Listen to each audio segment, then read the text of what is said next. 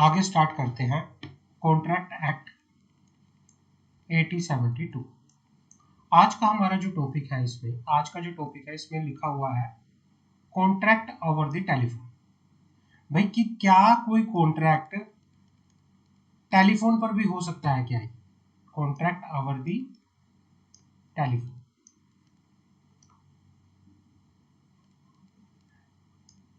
Contract act कहता है कि एक कॉन्ट्रैक्ट होने के लिए दो पार्टी का होना जरूरी है, ठीक है ना। अब क्या कोई कॉन्ट्रैक्ट जो है वो टीवी पर सॉरी उस पे टेलीफोन पर होके यहाँ पर चल सकता है या नहीं चल सकता, उसकी बात करते हैं। समझ गए मेरी बात? अब ये क्या कहते हैं, अब कौन हमने पढ़ा था कॉन्ट्रैक्ट कितने तरह के होते हैं। कॉन्ट्रैक्ट रिटन में भी हो सकता है, कॉन्ट्रैक्ट ओरल भी हो सकता है, कॉन्ट्रैक्ट एक्शन के द्वारा भी होके यहाँ पर चल सकता है। ये भाई अलग अलग रिटन में भी हो सकता है, ओरल भी हो सकता है और एक्शन के द्वारा भी होकर पर चल सकता है। अब मैं बात करूं टेलीफोन पर जो कॉन्ट्रैक्ट हो रहा है, मुझे बताओ कि किस तरह का कॉन्ट्रैक्ट है। इन तीनों में से टेलीफोन पर जो कॉन्ट्रैक्ट हो रहा है किस तरह का कॉन्ट्रैक्ट हो सकता है, बताओगे? टेलीफोन पर जो कॉन्ट्रैक्ट हो रहा है इन तीनों में से किस तरह का कॉन्ट्रैक्ट हो सकता है?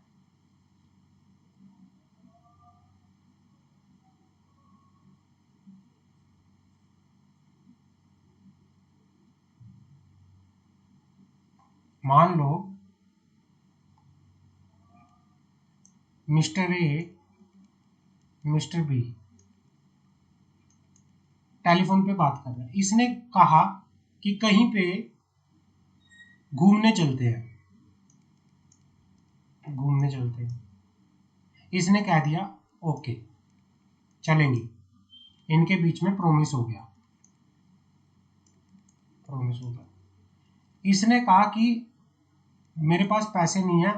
मिस्टर बी ने मिस्टर ए को कहा कि भाई देखो मेरे पास पैसे नहीं है, कि क्या मेरा खर्चा भी उठा लेगा? इसने कह दिया ओके कोई बात नहीं उठा लेंगे।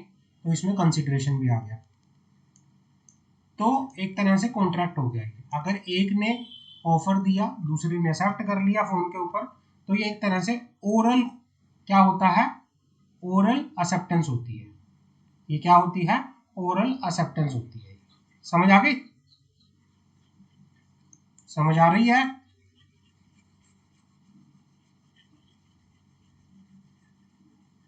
हेलो, आवाज आ रही है मेरी?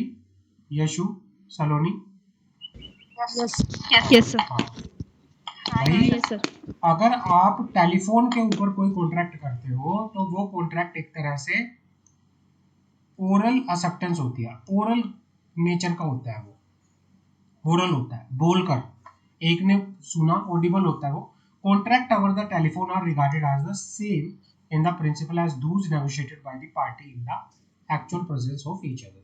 कि भाई जिस तरह से एक्चुअल प्रेजेंस मतलब एक दो लोग प्रेजेंट होते हैं एक जगह पे, आपस में क्या करते हैं, नेगोशिएट करते हैं, कोई एग्रीमेंट करते हैं, ऐसे ही फोन के ऊपर भी क्या होता है, वैसे ही कॉन्ट्रैक्ट माना जाएगा। In both cases oral offer is made and the oral acceptance is expected. इसमें सब कुछ क्या होता है, ओरली होता है, बोलकर होता है, ओरली होता है। It is important that the acceptance must be audible, heard and understood। भाई अगर कोई टेलीफोन के ऊपर अगर कोई कॉन्ट्रैक्ट कर रहा है, मोबाइल पे बात करके एक दूसरे से मोबाइल पे बात कर रहे हैं, टेलीफोन के ऊपर अगर कोई कॉन्ट्रैक्ट हुआ है, तो इस तरह के कॉन्ट्रैक्ट क्या होने चाहिए, ऑडिबल होने चाहिए। भाई सुनाई दे एक दूसरे को, दूसरे की बात एक दूसरे ने सुना हो अच्छे से और समझा हो कि क्या कहा है, और उस पर अपनी क्या दी है, एक्सेप्टेंस दी है, अंडरस्टूड हुए हो। एग्जाम्पल देता हूँ आपको, आप लोगों को एग्जाम्पल देता हूँ। आप मुझसे कोचिंग ले रहे हो, क्या आप मुझसे मिले हो? आप लोग क्या कह रहे हो, मुझसे कोचिंग ले रहे हो।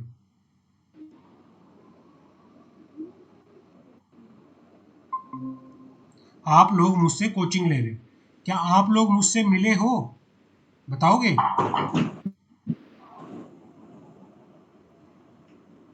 आप आप आप क्या मुझसे मिले हो? नहीं मिले ना? आप नहीं कोचिंग सर। मुझसे ले रहे हो लेकिन आप नहीं मुझसे सर। नहीं मिले। हमारी बात कहाँ हुई थी? फोन पे। हमारी बात फोन पे हुई थी। हमारे बीच में आपने मुझसे बोला कि सर मुझे कोचिंग लेनी है। मैंने कहा ओके। आपने मुझे फीस दी, मैं आपको ट्यूशन दे रहा हूँ। ये क्या हो गया? ये कॉन्ट्रैक्ट हुआ एक तरह से। कॉन्ट्रैक्ट ओवर टेलीफोन हुआ। कॉन्ट्रैक्ट ओवर टेलीफोन हुआ। समझ आ गई? अगर मान लो फोन करते टाइम मैंने मैंने बोला कि फीस इतनी होगी, बट आपने सुना नहीं या आपने कुछ गलत सुना, तो अगर फोन के टाइम पे लाइन खराब हो जाए, लाइन डेड हो जाए, नेटवर्क चले जाए, तो इस तरह के कॉन्ट्रैक्ट को वॉइड माना जाएगा, वो कॉन्ट्रैक्ट नहीं माने जाएंगे। समझ आ गए? जब तक कि फोन के ऊपर एक पार्टी ऑफर ना कर दे और दूसरी पार्टी उसको अच्छे से सुनकर अंडरस्टैंड ना कर ले, तब तक उसको क्या नहीं कहेंगे? कॉन्ट्रैक्ट नहीं कहेंगे। तो फोन के ऊपर किस तरह से कॉन्ट्रैक्ट हो गया, समझ आ गया?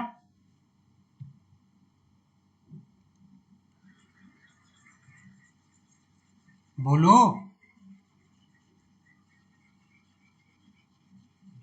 फोन के ऊपर किस तरह यस से सर। कॉन्ट्रैक्ट होता है, समझ आ गया? आगे बढ़े।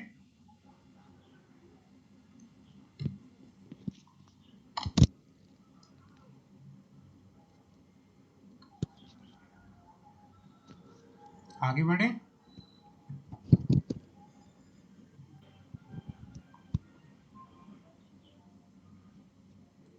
अंशु, समझ आया?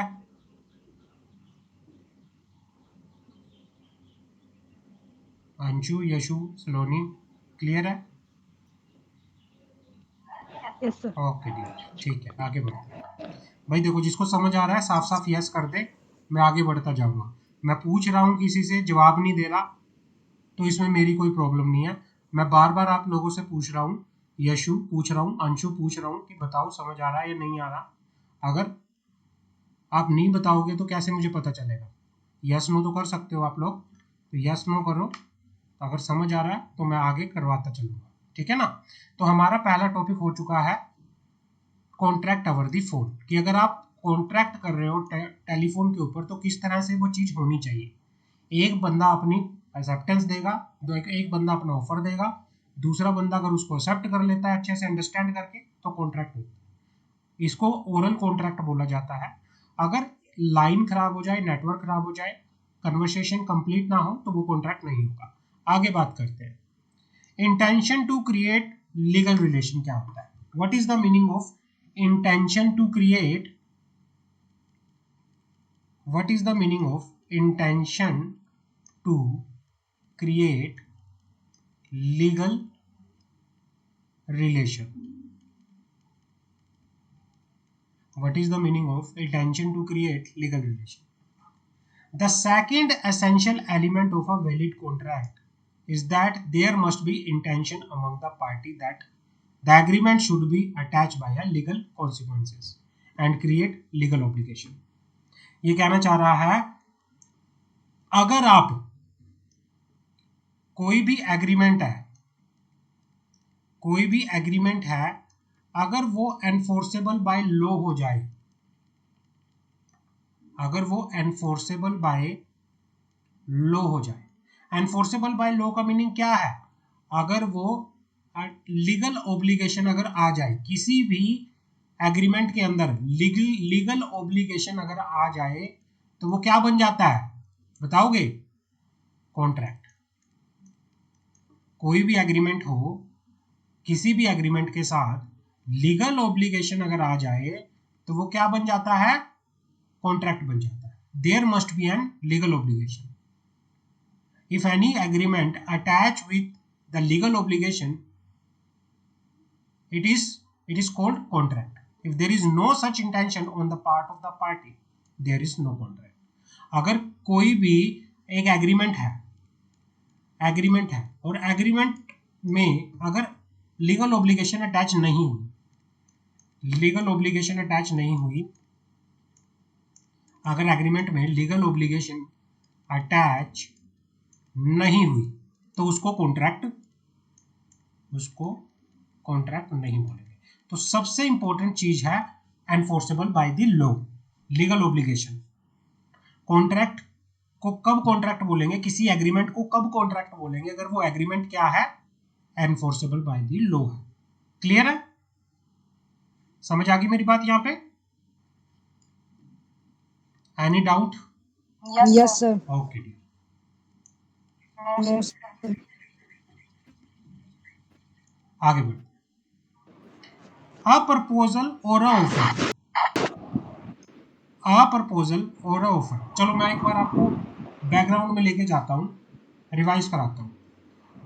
एग्रीमेंट कब बनता है, मुझे बताओ, एग्रीमेंट कब बनता है? एग्रीमेंट कब बनता है?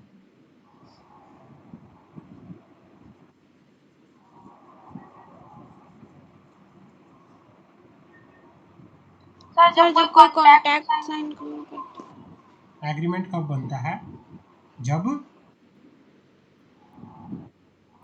आपको मैं थोड़ा सा रिवाइज कराना चाहता हूं पिछला, ताकि आपको सारा समझ आ जाए क्या बात होती है। समझिए? अब मैं बात करता हूं। कुछ चीज होती है, कुछ टर्म्स होती है। सबसे पहले होता है प्रोमिस। सबसे पहले अगर मैं स्टेज की बात करूं, सबसे पहले होता है प्रपोजल। सबसे पहले क्या होता है? प्रपोजल। प्रपोजल कुछ भी हो सकता है, किसी ने प्रपोजल रखा, मान लो आप 3 फ्रेंड हो, एक ने प्रपोजल रखा कि यार घूमने चलते हैं कहीं, प्रपोजल रख दिया। अंशु ने प्रपोजल रखा कि कहीं घूमने चलते हैं, ठीक है। प्रपोजल का मीनिंग होता है ऑफर देना, ऑफर देना। और उसके बाद प्रपोजल को अगर एक्सेप्ट कर लिया, प्रपोजल की एक्सेप्टेंस हो गई, दूसरी पार्टी ने एक्सेप्टेंस कर लिया। प्रपोजल जो देता है उस पार्टी को क्या बोला जाता है, बताओगे? जो ऑफर देता है उस पार्टी को क्या बोला जाता है? मैंने आपको लास्ट क्लास में भी बताया था, मुझे बताओगे क्या बोला जाता है? उसको बोला जाता है ऑफरर। जो ऑफर देता है उसको क्या बोला जाता है? जो प्रपोजल देता है उसको क्या बोला जाता है? ऑफरर। जो एक्सेप्ट करता है प्रपोजल को उसको क्या बोला जाता है? ऑफरी। जब किसी प्रपोजल को एक्सेप्ट कर लिया जाता है वो क्या बन जाता है? प्रोमिस। क्या बन जाता है? प्रोमिस। प्रोमिस में अगर कंसिडरेशन जोड़ दिया जाए, प्रोमिस में अगर कंसिडरेशन जोड़ दिया जाए वो क्या बन जाता है? प्रोमिस में अगर कंसिडरेशन जोड़ दिया जाए वो क्या बन जाता है? वो अग्रीमेंट। अग्रीमेंट। अग्रीमेंट के अंदर अगर लीगल ऑब्लिगेशन जोड़ दी जाए तो वो क्या बन जाता है? अग्रीमेंट के अंदर अगर, अभी बताया था मैंने, लीगल ऑब्लिगेशन जोड़ दी जाए तो वो क्या बन जाता है? बताओगे?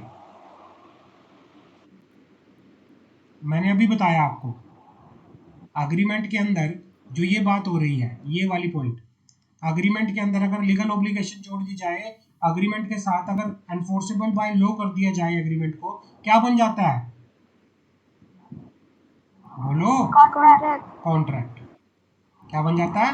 कॉन्ट्रैक्ट। वो कॉन्ट्रैक्ट बन जाता है। क्लियर है?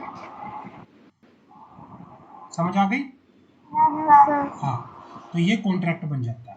तो एक कॉन्ट्रैक्ट को बनने के लिए पहले ये चीजें होनी जरूरी है। ये थोड़ा बैकग्राउंड था जो मैंने बताया।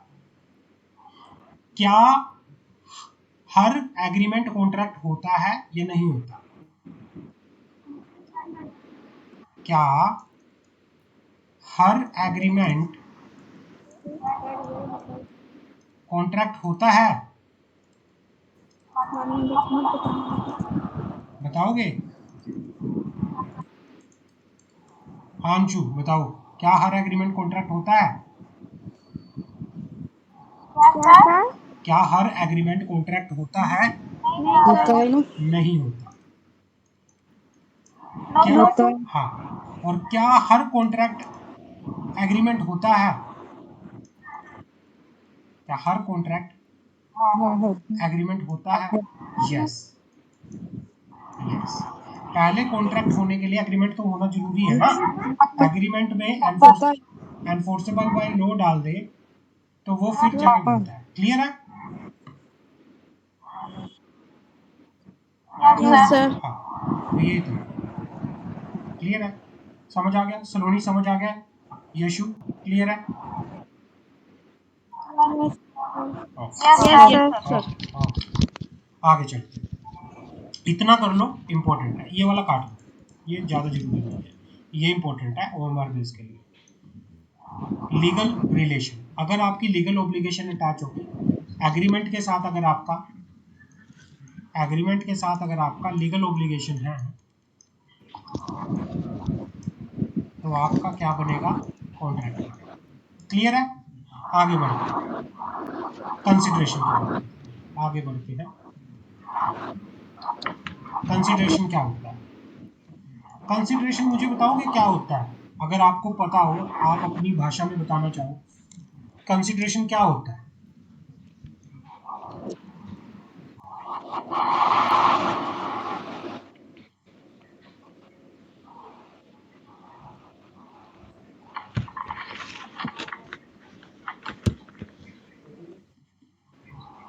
कंसिडरेशन क्या होता है? कंसिडरेशन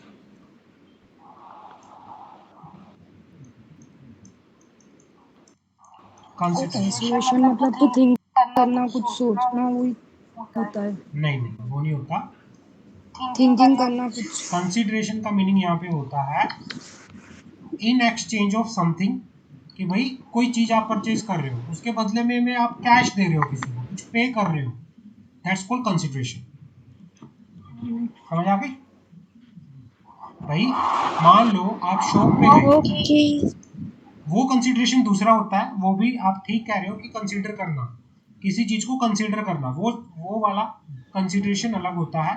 यहाँ पे इंडियन कॉन्ट्रैक्ट एक्ट के अंदर कंसिडरेशन का मीनिंग होता है भाई टू पे, मतलब आपने कुछ परचेज किया, उसके बदले में आपने कुछ पे किया, कंसीडर किया, मतलब एक्सचेंज किसी को, मतलब लेने के बदले में कुछ देना, उसको कहते हैं कंसिडरेशन। आप शॉप पे गए, आपने कोई कुछ भी परचेज किया, मान लो 1 kg शुगर परचेज की, उसके बदले में आपने पैसा पे किया, तो पैसा पे कर रहे हो आप, रुपये पे कर रहे हो आप, वो क्या होता है? वो कंसिडरेशन होता है। वो कंसिडरेशन होता है। और कंसिडरेशन जो है, बोथ एक कॉन्ट्रैक्ट के अंदर कंसिडरेशन का होना बहुत जरूरी है। जब तक कंसिडरेशन नहीं होगा, जब तक कंसिडरेशन नहीं होगा, तब तक उसको वैलिड कॉन्ट्रैक्ट नहीं बोला जाएगा। The consideration is one of the most essential element in a valid contract. The requirement of consideration stem from the policy of extending arm of the law to enforce the mutual promise of the party. अब mutual promise क्या होता है? Mutual promise तो तभी होगा ना, mutual promise का मतलब ये है भाई, आपने मिस्टर ए ने प्रोमिस किया भाई मैं आपको ये घर 5 लाख रुपए का सेल करूंगा।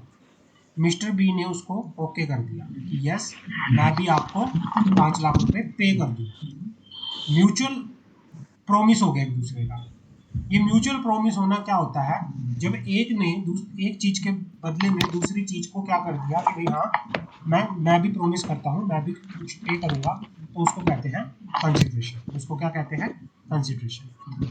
क्लियर है?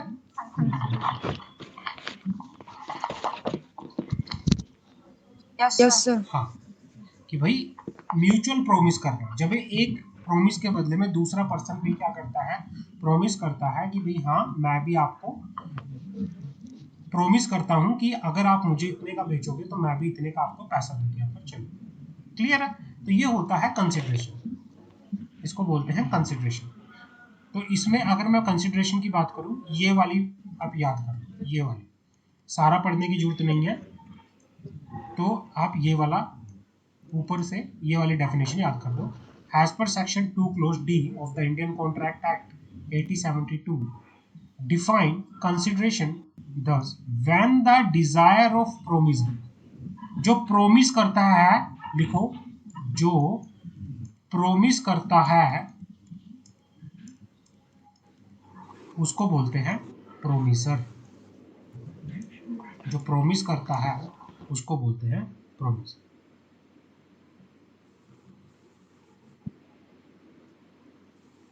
when the desire of promisor, the promisee or any person has done or abstained from doing or does or abstain from doing or promise to do or abstain from doing something, such act or abstention or promise is called consideration for the promise।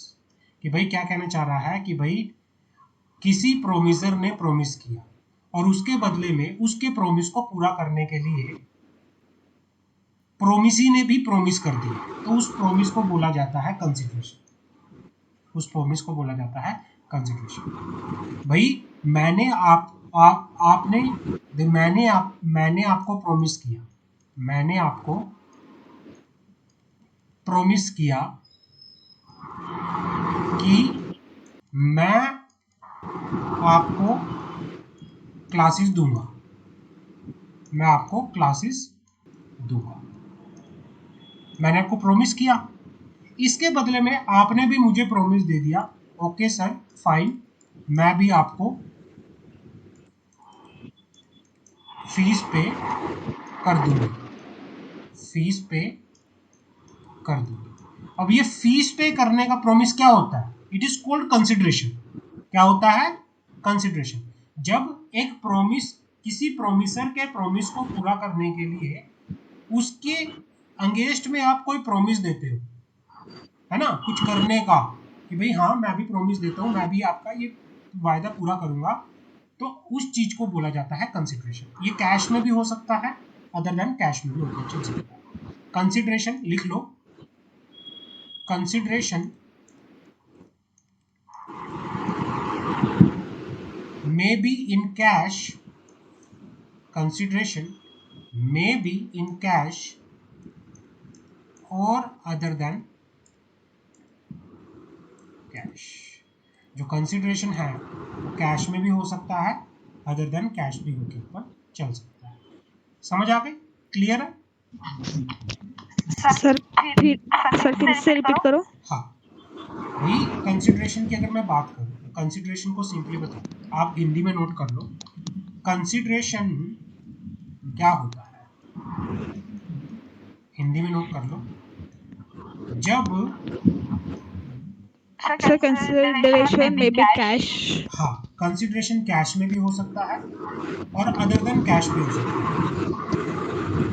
Consideration cash में भी हो सकता है, other than cash भी हो सकता है।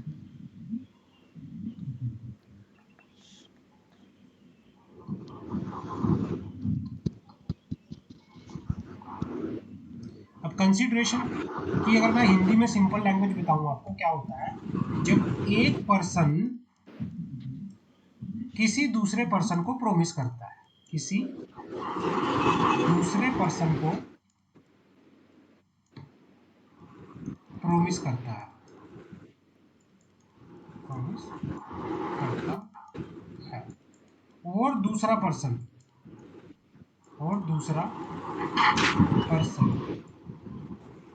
उस प्रोमिस को पूरा करने के लिए उसके प्रोमिस को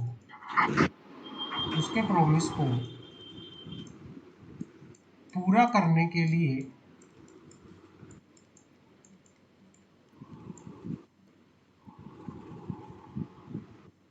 कुछ करने का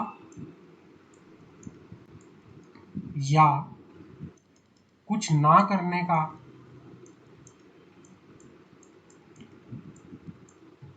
प्रोमिस करे,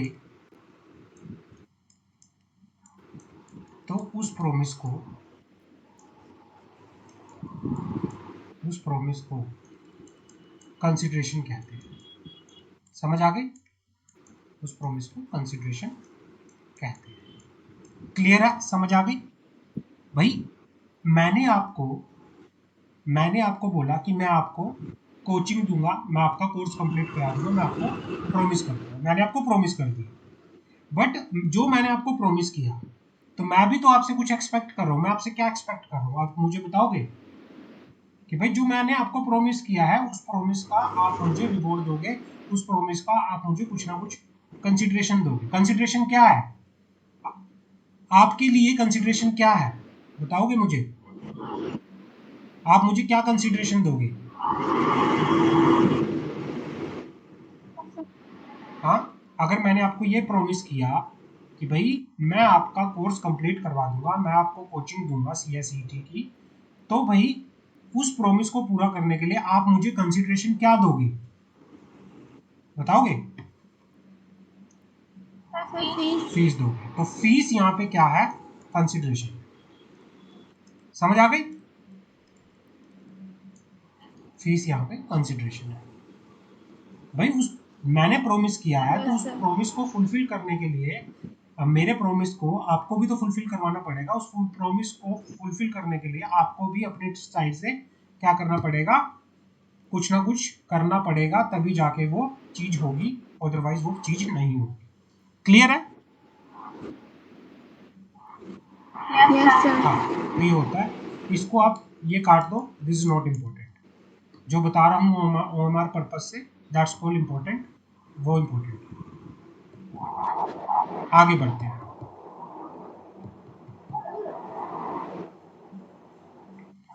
प्राइविटी ऑफ कॉन्ट्रैक्ट क्या होता है? Privity of contract, telephone over contract over telephone, समझ आ गया? Yes sir. Yashu, Saloni, Anshu, telephone over contract समझ आ गया? Yes sir. ओके। कंसिडरेशन समझ आ गया?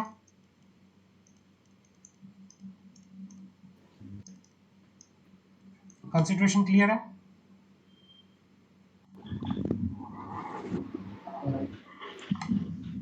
Yes sir. हाँ सर।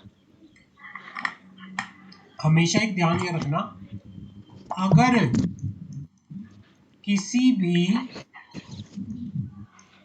कॉन्ट्रैक्ट के अंदर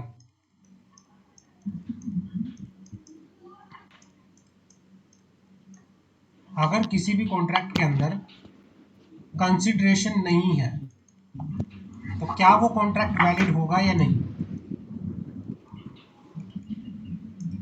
क्या वो कॉन्ट्रैक्ट वैलिड होगा या नहीं? वो कॉन्ट्रैक्ट वैलिड नहीं होगा। वो लिखो, कॉन्ट्रैक्ट हाँ, वो कॉन्ट्रैक्ट वैलिड नहीं होगा। कॉन्ट्रैक्ट जो है वैलिड नहीं होगा।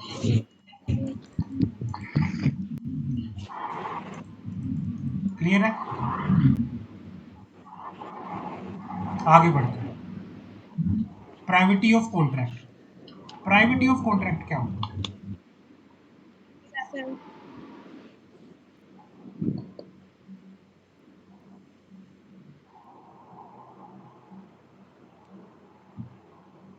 प्राइविटी ऑफ कॉन्ट्रैक्ट का मीनिंग है,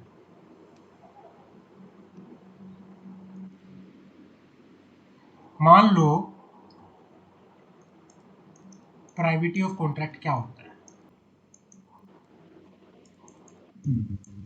ये कहना चाह रहा है, इसमें कुछ नहीं पढ़ना आपको ज्यादा, इसमें क्या पढ़ना है आपको? मान लो अंशु और यशु के बीच में कॉन्ट्रैक्ट हुआ, कॉन्ट्रैक्ट अंशु और यशु के बीच में कॉन्ट्रैक्ट हुआ, आप दोनों के बीच में कॉन्ट्रैक्ट था, बट क्या क्या जो सलोनी है, उसके पास राइट है, उसके पास राइट है कि वो क्या करे, कि वो केस फाइल कर सके, केस फाइल कर सके। मान लो अंशु और यशु के बीच में कॉन्ट्रैक्ट था, कॉन्ट्रैक्ट में कोई ब्रीच हुआ, क्या थर्ड पर्सन के पास राइट है केस फाइल करने का? बताओगे मुझे? नहीं है। नहीं। यही कहना चाह रहा है प्राइवेटी ऑफ कॉन्ट्रैक्ट। क्या कहता है प्राइवेटी ऑफ कॉन्ट्रैक्ट? ये कहता है कि कोई भी स्ट्रेंजर जो है, जो कॉन्ट्रैक्ट का पार्ट नहीं है, मतलब कॉन्ट्रैक्ट के अंदर पार्टी नहीं है, कॉन्ट्रैक्ट हुआ है अशु और यंशु के बीच में, बट तीसरा पर्सन जो है उस कॉन्ट्रैक्ट के ब्रीच होने पर केस फाइल कर रहा है, तो वो केस फाइल नहीं कर सकता, उसके पास कोई राइट नहीं है। A stranger to a contract, stranger का मीनिंग होता है आउटसाइडर या फिर थर्ड पार्टी, थर्ड पर्सन जो कॉन्ट्रैक्ट का पार्ट नहीं है, वो क्या नहीं कर सकता?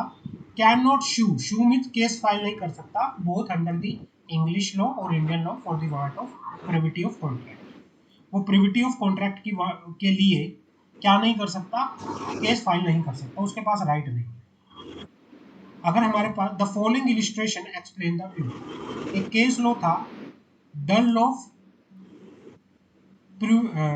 प्यूमेटिक tyres company and Selfridge limited, एक केस था जिसमें क्या हुआ था, D supplied tyre to wholesaler X, D था उसने सप्लाई किए थे टायर किसको? एक्स को, on condition that any retailer to whom X resupply the tire should promise X not to sell them to the public below D list price, below जो D ने price बोला गया है उस प्राइस से नीचे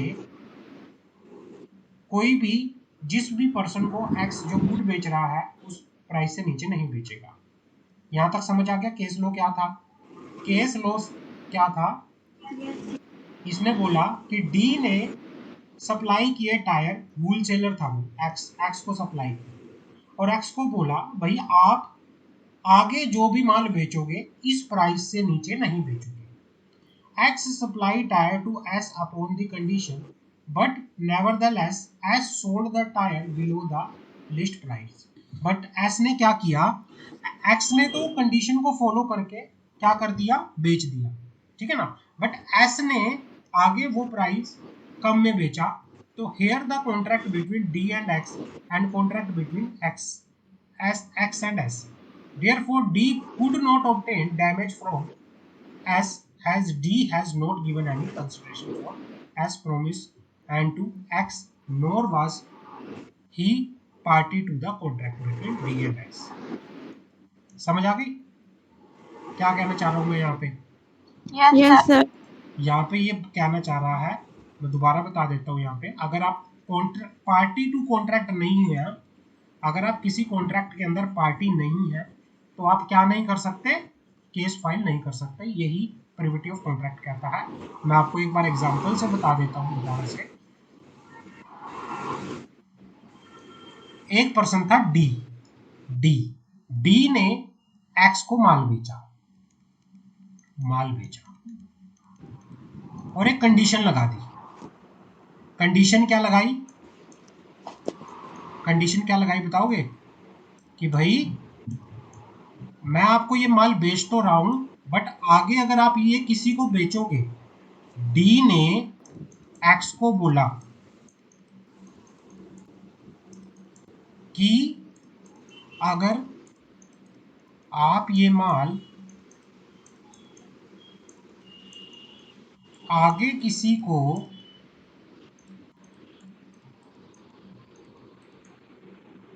बेचोगे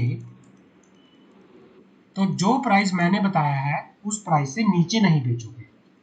तो जो प्राइस मैंने बताया है उस प्राइस से नीचे नहीं बेचोगे। यहां तक समझ आ गई? डी ने एक्स को माल बेचा और डी ने कंडीशन लगा दी कि भाई एक्स मैं तभी आपको माल दूंगा अगर आप इस माल को आगे जो मैं प्राइस बता रहा हूं उससे कम में नहीं बेचोगे। तो इनके बीच में कॉन्ट्रैक्ट था, डी और एक्स के बीच में। एक्स ने क्या किया, एक्स ने एस के साथ कॉन्ट्रैक्ट किया, एक्स ने एस के साथ कॉन्ट्रैक्ट किया। एक्स ने क्या किया, एस को माल बेचा, एक्स ने एस को क्या किया, माल बेचा। X supply tyre to S upon this condition, इस कंडीशन के बेसिस पे एक्स ने एस को माल बेच दिया। But nevertheless S sold the tyre below the list price. But क्या हुआ, एस ने सोल्ड कर दिया टायर को below the list price, below the list price, list price. अब यहाँ पे एक कॉन्ट्रैक्ट हुआ था डी और एक्स के बीच में, एक कॉन्ट्रैक्ट हुआ था एक्स और एस के बीच में, ठीक है ना। तो क्या डी के पास राइट है कि भाई वो एस से डैमेजेस ले सके, कि क्या डी एस के खिलाफ केस फाइल कर सकता है, बताओगे? नहीं कर नहीं सकता। कर सकता, क्योंकि यहाँ पे डी और एस के बीच में तो कोई कॉन्ट्रैक्ट था ही नहीं, है ना। Therefore D could not taken damage from S as D has not given any consideration for S promise to X, nor was he party to contract between D and X। ना ही ये ना ही D का S के साथ कोई direct contract था, ना ही ये D और X के बीच में जो कंडीशन हुई थी उसमें ये पार्टी थी। तो D जो है S से किसी भी तरह से डैमेजेस नहीं ले सकता, D S के खिलाफ केस फाइल नहीं कर सकता। अगर कोई भी पार्टी किसी कॉन्ट्रैक्ट के अंदर, कोई भी पर्सन किसी कॉन्ट्रैक्ट के अंदर अगर पार्टी नहीं है, प्रिविटी ऑफ कॉन्ट्रैक्ट कहता है कि उसके पास राइट नहीं है क्या करने का, केस फाइल करने का, अगर कॉन्ट्रैक्ट के अंदर कोई ब्रीच होती है। समझ आ गई? सलोनी, यशु, क्लियर है? Yes sir. Yes sir. यहाँ तक डाउट क्लियर? आगे बढ़े? Yes sir. Kind of contracts, kinds of consideration, sorry consideration, कितनी तरह के कंसिडरेशन होते हैं, काइंड्स ऑफ कंसिडरेशन।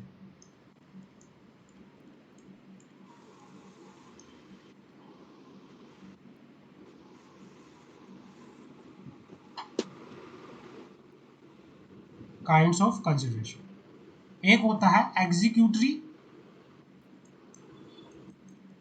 एग्जीक्यूटरी और फ्यूचर कंसिडरेशन, एग्जीक्यूटरी और फ्यूचर कंसिडरेशन।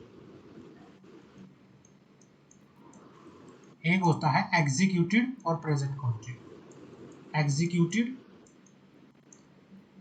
और प्रेजेंट कंसिडरेशन। इसके अंदर जो कंसिडरेशन होता है, कंसिडरेशन इसमें कब होता है, फ्यूचर के अंदर कुछ करने का प्रोमिस, कुछ ना करने का प्रोमिस फ्यूचर में दिया जाता है कि भाई हाँ मैं प्रोमिस करता हूं मैं ऐसा करूंगा, या मैं प्रोमिस करता हूं मैं ऐसा नहीं करूंगा, फ्यूचर में होता है। एग्जीक्यूटरी और future which means that it make the form of promise to be perform in the future. अगर कोई पार्टी ने प्रोमिस कर दिया किस चीज का, कि भाई भाई फ्यूचर में मैं ये चीज करूंगा, उसने बोला, अगर एग्जांपल की बात करूं, अगेंजमेंट टू मैरी समवन, अब भाई किसी ने प्रोमिस कर दिया कि भाई मैं फ्यूचर में आपसे शादी करूंगा, तो ये क्या है, ये एग्जीक्यूटरी फ्यूचर कंसिडरेशन। भाई क्या बोला, मिस्टर ए ने प्रोमिस कर दिया, मिस्टर ए ने पूछा कि क्या तुम मुझसे शादी करोगी, मिस्टर ए ने मिस बी से पूछा कि क्या तुम मुझसे शादी करोगी, मिस बी ने कहा यस डेफिनेटली, फ्यूचर में मैं तुमसे ही शादी करूंगी। तो ये क्या होता है, ये एग्जीक्यूटरी, जो कोई फ्यूचर में कुछ करने का वो देता है। और प्रेजेंट क्या होता है, एग्जीक्यूटेड और प्रेजेंट। क्या हुआ, आप शॉप पे गए, आपने पूछा कि ये चीज कितने की है, ये चीज कितने की है। तो शॉपकीपर ने बोला वैसे तो ये चीज 1000 रुपए की है, अगर आप लेते हो तो मैं आपको 950 की लगा दूंगा। आपने कहा ओके, आप मुझे दे दो, मैं आपको पैसे दे देता हूँ।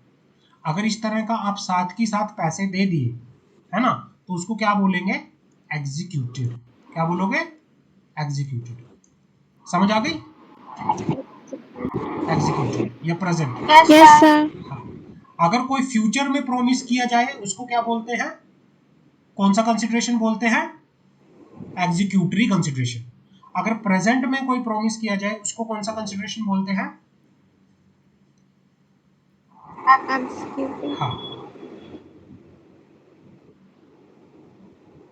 और जो कंसिडरेशन पूरा हो चुका है उसको बोलते हैं पास्ट कंसिडरेशन, पास्ट कंसिडरेशन। एक होता है पास्ट कंसिडरेशन। पास्ट कंसिडरेशन क्या होता है वो बात करते हैं।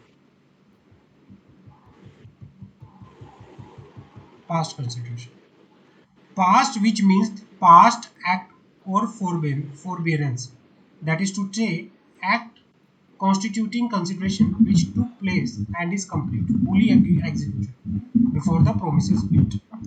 मतलब promise देने से पहले ही क्या कर दिया, अगर कोई कंसिडरेशन दे दिया, मान लो अभी तक आपने कोई गुड परचेज नहीं करी बट उसका पैसा आपने एडवांस में दे रखा है। एडवांस चीज को क्या बोलोगे, पास्ट कंसिडरेशन।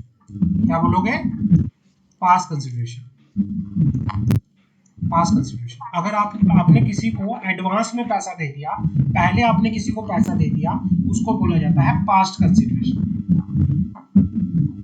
तो ये 3 तरह के कंसिडरेशन होते हैं, तो जो कि आपको देखना पड़ेगा। समझ आ गई,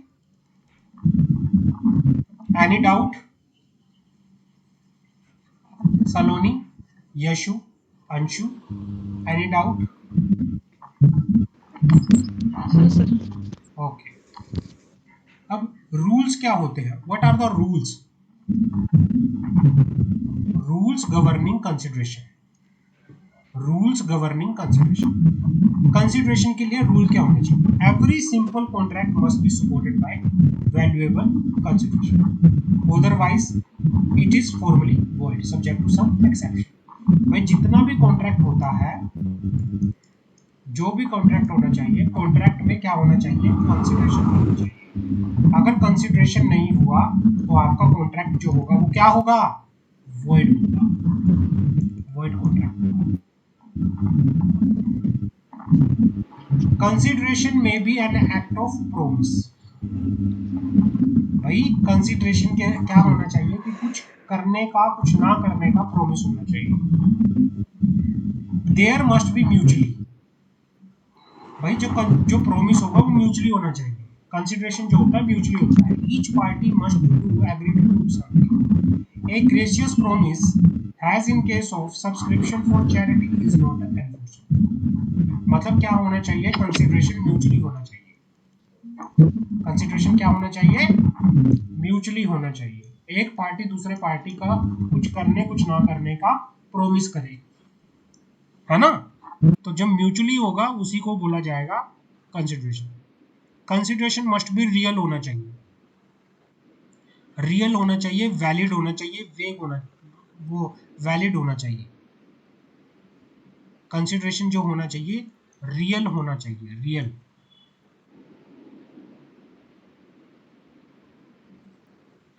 Although consideration must have some value, it need not to be adequate. Full return for the promise. मतलब कंसिडरेशन की क्या होनी चाहिए, वैल्यू होनी चाहिए। कंसिडरेशन की क्या होनी चाहिए, वैल्यू होनी चाहिए, वैल्यू। लॉफुल कंसिडरेशन होना चाहिए, लॉफुल। मान लो आपने किसी को प्रॉमिस किया कि भाई अगर आप मुझे प्रॉपर्टी मेरी नाम कर देते हो तो उसके बदले में मैं किसी पर्सन की जान ले लूँगा। अगर कई बार क्रिमिनल नेचर के काम होते हैं कि भाई अगर तूने किसी के उसका मर्डर कर दिया तो मैं आपको इतने पैसे दूंगा, तो अगर इस तरह से कोई प्रॉमिस हो रहा है तो वो लॉफुल नहीं है, वो लीगल नहीं है। तो भाई जो कंसिडरेशन होना